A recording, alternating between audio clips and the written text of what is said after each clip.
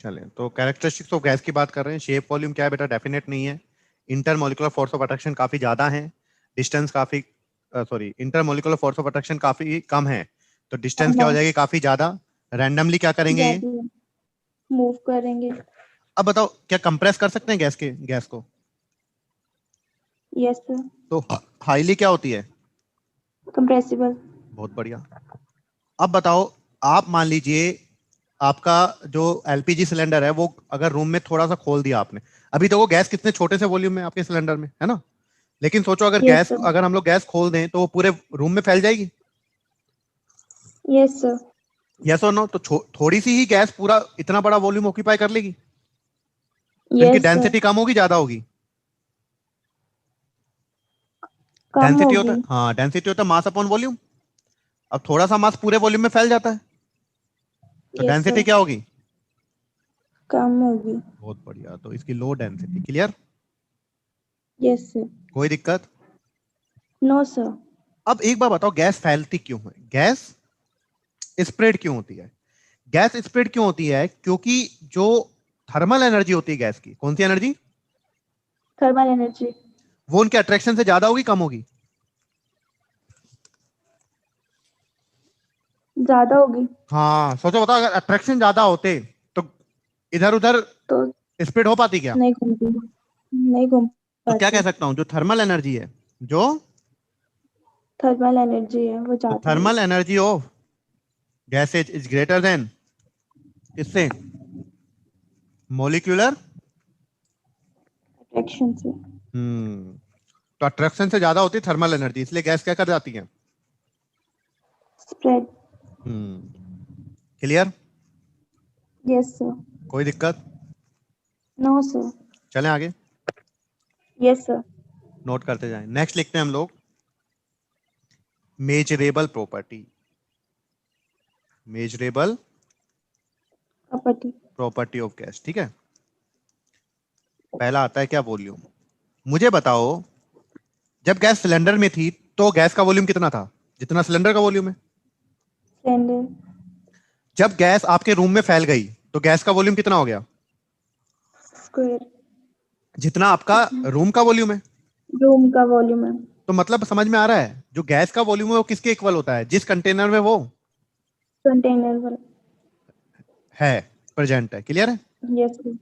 तो क्या लिख सकता हूं बताओ? वॉल्यूम में क्या लिख सकता हूं? किसी बच्चे को नहीं समझ में आ रहा तो पूछ लेना बेटा। तो लिख सकता हूं volume of gas, volume of gas. Volume of gas is equal to, volume of the container. बहुत बढ़िया, is equal to volume of,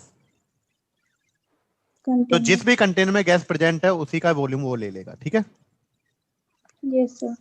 अब वॉल्यूम का जो यूनिट होता है वो क्या होता है? या तो लीटर होता है, या सेंटीमीटर क्यूब होता है, या फिर मीटर क्यूब होता है ना। Yes sir. तो मैं आपको बता देता हूँ, 1 मीटर क्यूब इक्वल टू होता है 10 की पावर 3 डेसीमीटर क्यूब, है ना। Yes sir. डेसीमीटर, या फिर होता है 10 की power 6 centimetre centimetre cube. Cube, या फिर होता है 10 की पावर 9 मिलीमीटर। Millimetre cube. आपको खुद पता है 1 मीटर इक्वल टू कितना होता है? 10 डेसीमीटर। ठीक है? 10 या फिर डेसीमीटर। 100 सेंटीमीटर, कितना? 100 सेंटीमीटर। 100 centimetre, centimetre. या फिर 1000 मिलीमीटर। होता है। तो जब इनका क्यूब करूंगा यस तो ये आ सर। जाएगा 10 की पावर क्यूब। 100 का क्यूब करूंगा तो 10 की पावर 6 आ जाएगा, और 1000 का क्यूब करूंगा तो 10 की पावर 9 आ जाएगा। क्लियर? 9 मिलीमीटर। अब आपको पता होना चाहिए, जो वन यस सर। लीटर होता है वो 1 डेसीमीटर क्यूब के इक्वल होता है। ठीक है? और 1 मिलीलीटर जो यस एमएल सर। होता है वो किसके इक्वल होता है? 1 सेंटीमीटर क्यूब। सेंटीमीटर क्यूब के। तो 1 लीटर बोलूं या 1 डेसीमीटर क्यूब बोलूं, दोनों का मतलब सेम है। ठीक है? 1 ml पूछूं या फिर 1 सेंटीमीटर क्यूब लूं, दोनों का मतलब सेम है। सेम है। और भाई ये तो हर बच्चे को पता होता है कि 1 लीटर इक्वल टू कितना होता है? 1000 ml, पता है ना। Yes sir. तो ये हो गया वॉल्यूम। तो वॉल्यूम जो कंटेनर का होगा वही किसका होगा बेटा? गैस का। और भी कोई बच्चा अनम्यूट होना चाहता हो तो हाथ ऊपर गैस कर का। लेना, पर नेटवर्क अच्छा होना चाहिए। विशाल आपका नेटवर्क अच्छा नहीं है।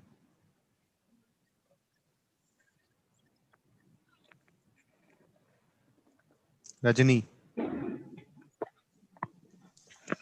Yes sir. चले चलें आगे। तो Yes, इनकी sir. यूनिट भी आप लोगों को क्या होनी चाहिए बेटा, Yes, याद, sir. क्योंकि फिजिक्स और केमिस्ट्री में कई बार यूनिट में भी हमको फंसा देता है ना। नेक्स्ट बात करते हैं मास की। किसकी बात करते हैं? मास की। तो मास जो होता है गैस का, Mass. Mass of gas is related with number of मोल। किससे रिलेट होता है? Number of mole. Number of moles. Related with, एक मिनट रुके बेटा।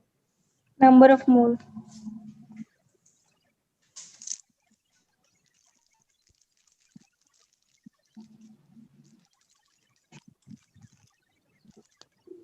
Related with number of, moles. कैसे सर? अगर आपके पास 1 मोल हाइड्रोजन गैस है तो H2 का वेट आपको पता है 2 ग्राम होता है ना?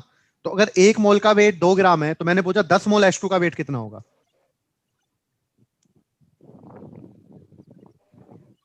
बोलो बेटा। 20 ग्राम। अब अमोनिया जैसे लिया, अब अमोनिया का मोलर मास आपको पता है कितना होता है? अब नाइट्रोजन का 14 और 3 हाइड्रोजन, कितना ग्राम हो गया? 17 ग्राम। तो ये 1 मोल का है ना। 17. अगर 10 मोल का पूछता तो Yes, कितना हो sir. जाता? 170 ग्राम। 170. तो अगर मोल पता है तो मास निकाल सकते हो ना। Yes, sir. और मोल निकालने के Yes, sir. फॉर्मूले बताता है, वेट अपॉन मोलिकुलर वेट बताता, Yes, sir. या फिर क्या बताता? नंबर ऑफ पार्टिकल अगर दिए हुए तो इसमें किसका डिवाइड कर दो? एवोगाड्रो नंबर का। Yes, sir. या फिर क्या बताता? अगर वॉल्यूम दिया हो गैस का, volume of gas at Yes. HTP, तो किसका डिवाइड कर दो? 22 पॉइंट। SGP. 2.4. क्लियर है? Yes sir. हो गया मास। तीसरा आ जाते हैं प्रेशर।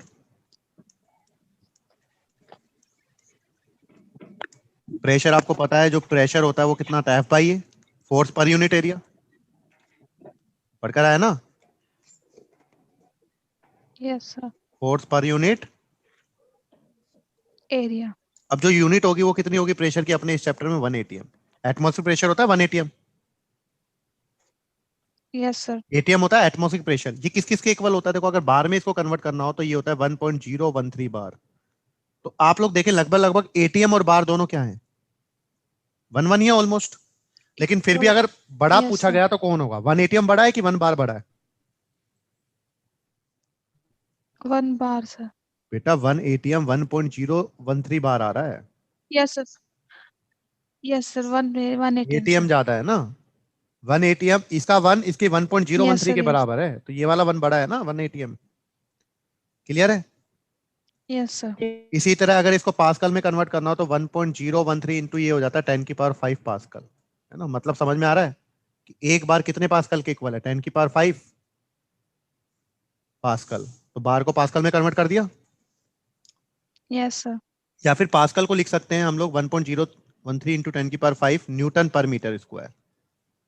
तो पास्कल बोले या फिर न्यूटन पर मीटर स्क्वायर बोले, दोनों का मतलब एक ही है। एक ही है। क्लियर है? Yes या sir. फिर कह सकते हैं हम लोग 760 mm ऑफ एच, तो पढ़कर आए। या Yes फिर sir. बोल सकते हैं 76 centimetre of H G. HG. या फिर बोल सकते हैं 760 टोर। तो देखो मैंने कितनी सारी चीजें लिखवा दी है। क्लियर? अपने जो Yes सबसे sir. ज्यादा काम किया है, जो 1 एटीएम वो किसके इक्वल होता है? या तो 760 mm एच जी या फिर 760 टोर के। टोर के। और बार में भी मैंने आपको बता दिया कितना होता है वैसे। क्लियर? Yes sir. नोट करें। अंजलि आप भी हो जाए। Yes, sir. कोई दिक्कत? No, sir. तो ये क्या हो गया? प्रेशर, है ना Yes, sir. Sir? Yes sir. अच्छा, मैं चाहता तो मैं ये चीजें आप लोगों को नहीं पढ़ाता, मैं मानकर चल रहा हूँ ये चीजें तो आपको पता होंगी, ठीक है? लेकिन मैं इसलिए ये चीजें पढ़ा रहा हूँ क्योंकि यूनिट तो कम से कम आपको पता होनी चाहिए, क्योंकि केमिस्ट्री फिजिक्स में यूनिट का बहुत ज्यादा बड़ा खेल है ना। टेम्परेचर Yes, क्या sir. होता है? टेम्परेचर क्या होता है? हॉटनेस ऑफ ए सब्सटेंस, है ना?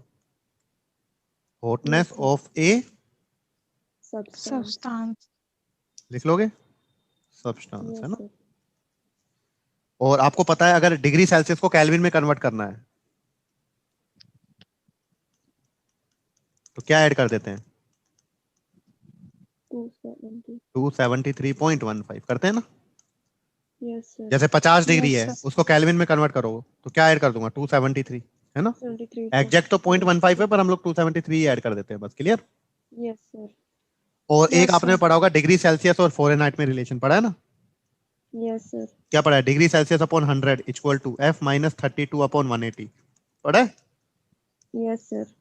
और इसी को ही हम लोग सोल्व करके लिख देते हैं। 180 और 100 को कट कर कितना आएगा? Degree Celsius upon 5 equal to F minus 32 upon 9 पढ़ते थे। Yes, sir. Yes, sir.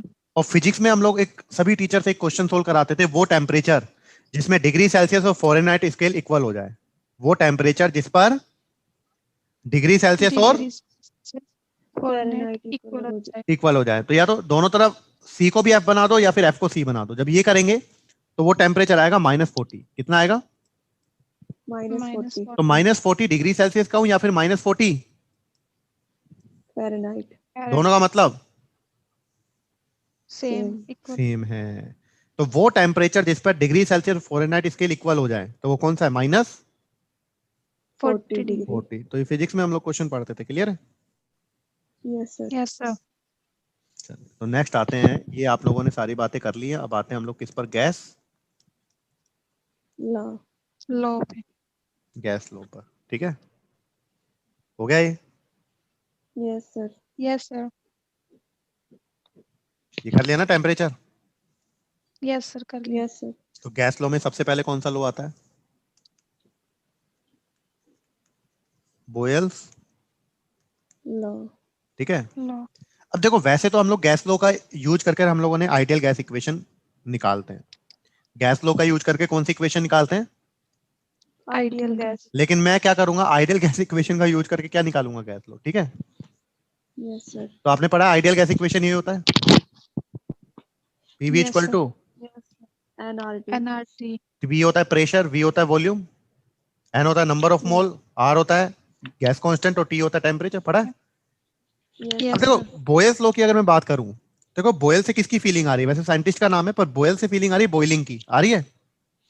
yes, sir. और बॉइलिंग की फीलिंग आ रही है तो मतलब कहीं ना कहीं टेम्परेचर क्या होगा? टेम्परेचर यहाँ पर क्या कर रहा हूं मैं? कांस्टेंट। तो बॉयल से फीलिंग लो बॉइलिंग की। ठीक है। तो इस लॉ में टेम्परेचर क्या होता है? Constant. Constant. अच्छा, एन तो कांस्टेंट हम लोग लेंगे ही हर लॉ में। अब देखो टी कांस्टेंट है, एन कांस्टेंट लेंगे number of mole, R constant होता ही है। तो पीवी इक्वल टू क्या आया? T. Constant. T. Yes, sir. अरे Yes, sir. N N Constant. Constant, temperature constant होता है, आर तो कांस्टेंट था ही, एन कांस्टेंट लिया ही है। तो पीवी इक्वल टू कितना आया है? Yes, sir. Constant. कांस्टेंट आया है ना। Yes, Yes, sir. sir.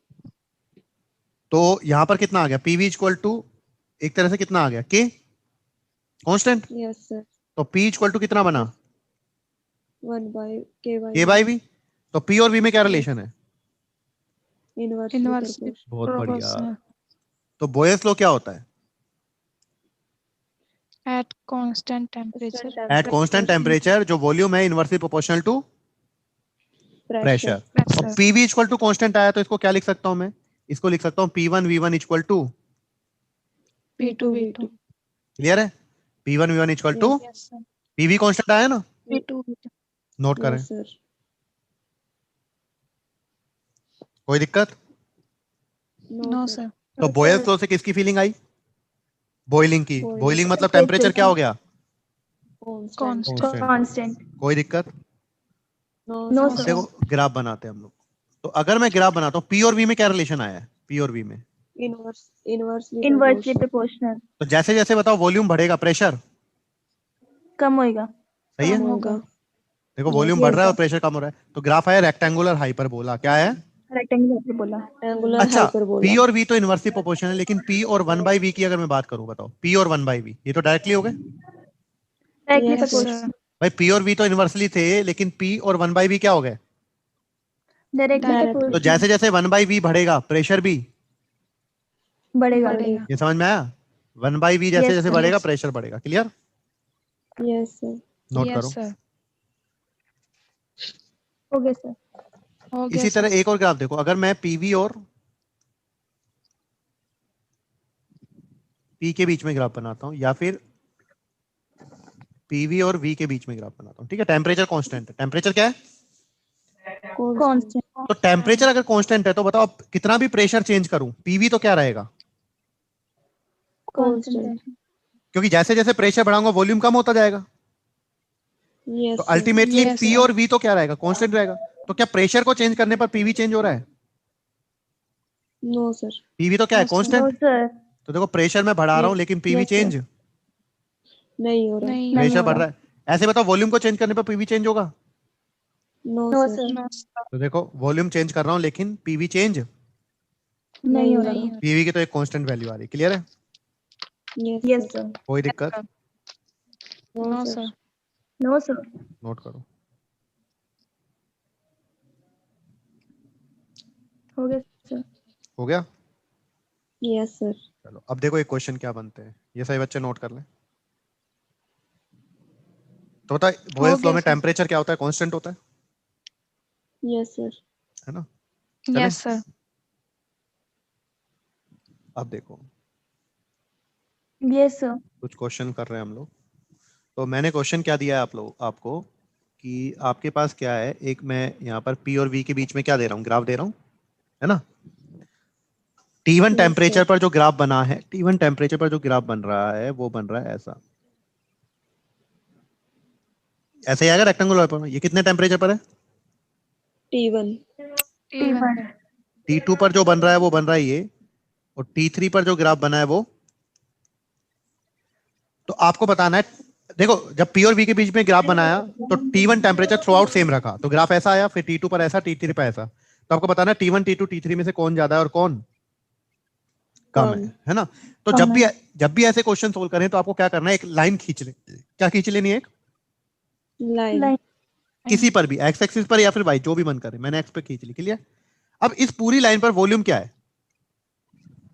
Constant. Constant. Constant. Same. Volume same है।